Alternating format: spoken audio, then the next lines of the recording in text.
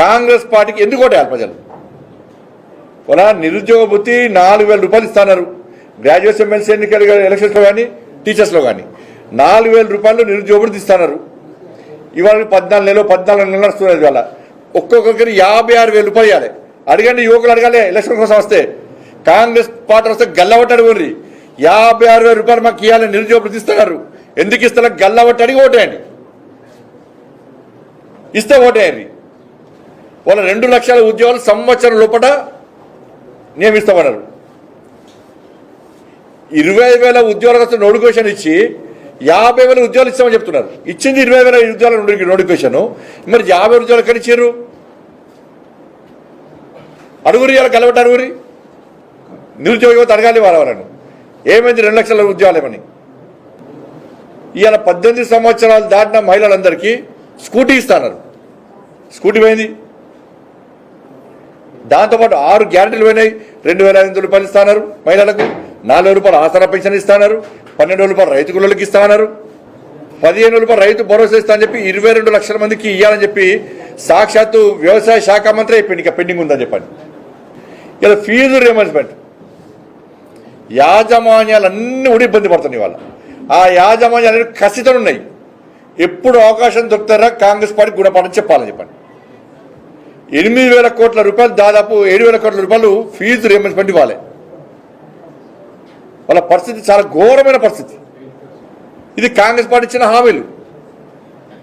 ఇలా ఉద్యోగులకు సంబంధించి కూడా పిఆర్సీ ప్రకటిస్తామన్నారు. 22 నెలలే నా పిఆర్సీ కమిటీ మీటింగ్ లేదు, వాళ్ళ ఒపీనియన్ తీసుకోవడం లేదు, అతిగతలేదు. దానికి మేము గెలిచిన వెంటనే చేస్తామన్నారు. సంవత్సరం కాదు, వెంటనే చేస్తామన్నారు.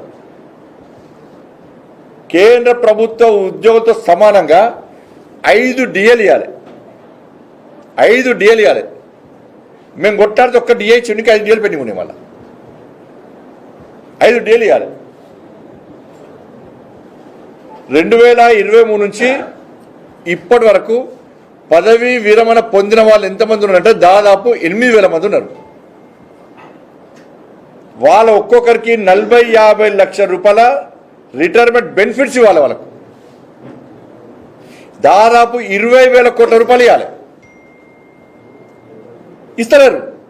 ఇవ్వకుండా ఏం చేసిండు? కేసీఆర్ గిట్నే పైసలు ఇవ్వాల్సి వస్తుందని చెప్పి 59 సంవత్సరాల నుంచి వయసు 61 సంవత్సరానికి పెంచిండు. ఇప్పుడు రాష్ట్ర ముఖ్యమంత్రి ఏమన్నాడు మొన్న?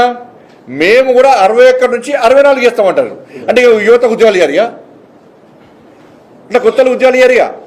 యువత ఆలోచించాలి. ఇవాళ మన కాంగ్రెస్ పార్టీ 61 నుంచి 64 చేసే ప్రయత్నం చేస్తున్నది. ఇవాళ మీకు ఉద్యోగాలు ఎవరు ఇవ్వాలి? ఇవాళ జీపీఎఫ్ పైసలు, వాళ్ళ పైసలు వాళ్ళు వాడుకోవడానికి కూడా అవకాశం లేని పరిస్థితి. కానీ ఈ విధంగా మొత్తం వ్యవస్థనే సర్వనాశనమైంది.